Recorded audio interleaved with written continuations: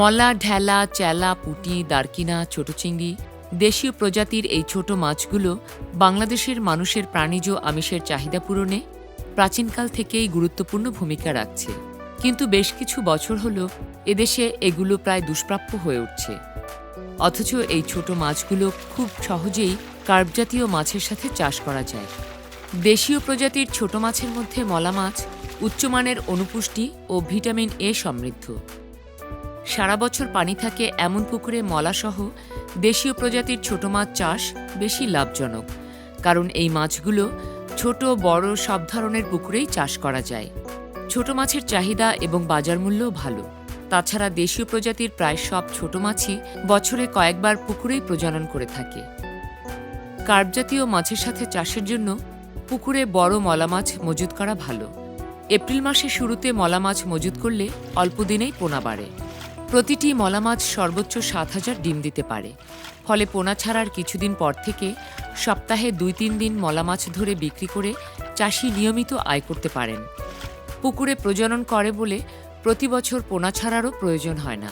প্রতি শতাংশে ১.৫ থেকে ২০০ বড় মলা মজুত করা যায়। মজুদের পর সামান্য পরিমাণে নিয়মিত বাণিজ্যিক খাবার দিতে হয়। পুকুরে মজুদের জন্য অনেক সময় দূর দূরান্ত থেকে বড় তাজা মলা মাছ বা ব্রুড আনতে হয়। ব্রুড মলা মাছ পরিবহনে কিছু সতর্কতা নেওয়া প্রয়োজন হয়। তাপমাত্রা কম থাকে এমন সময় মলা মাছ পরিবহন করতে হবে।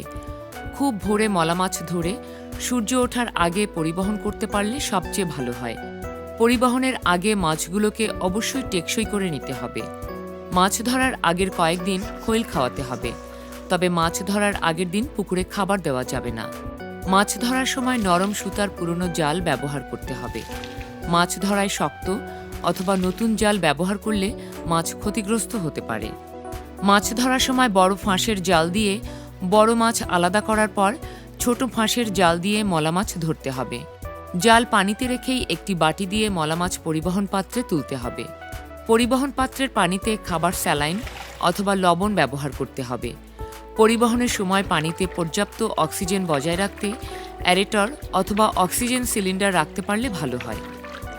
পরিবহনের সময় পরিবহন পাত্র অবশ্যই ঢেকে নিতে হবে যেন মাছ পড়ে না যায়। মলা পরিবহনের জন্য প্রয়োজনীয় সময় ও মাছের মোট সংখ্যা বা ওজনের উপর নির্ভর করে কী ধরনের পরিবহন পাত্রে কিভাবে পরিবহন করা হবে। তবে ১ কিলোমিটার দূরত্বের মধ্যে মলা মাছ পরিবহনের জন্য অ্যালুমিনিয়ামের পাত্র, ৩ কিলোমিটার দূরত্বের মধ্যে প্লাস্টিকের ড্রাম, ৫ কিলোমিটার দূরত্বে পরিবহনের জন্য পলিথিন বিছানো পিকআপ ভ্যান ও ১২ কিলোমিটার দূরত্বে পরিবহনের জন্য অক্সিজেনেটেড ট্যাঙ্ক ব্যবহার করা ভালো। মলা ছাড়া অন্যান্য দেশীয় প্রজাতির ছোট মাছ পরিবহন তুলনামূলক কম ঝুঁকিপূর্ণ।